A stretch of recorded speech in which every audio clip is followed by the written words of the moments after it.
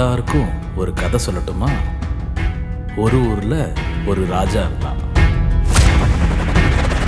அந்த ராஜாக்கு ஒரு இளவரசர் இருந்தான். அந்த இளவரசனுக்கு பக்கத்து நாட்டு ராணி மேல ஒரு காதல். அவன் ஆசைப்பட்ட மாதிரியே அந்த ராணியை கல்யாணமும் பண்ணிக்கிட்டான்.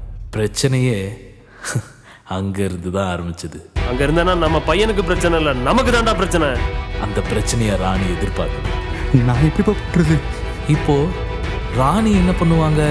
உன் தங்கச்சியே இப்போ காணோம். அவங்க என்ன ஆனாங்கன்னு நான் இப்போ கண்டுபிடிச்சி கொடுக்கணும், அவ்வளோதானே?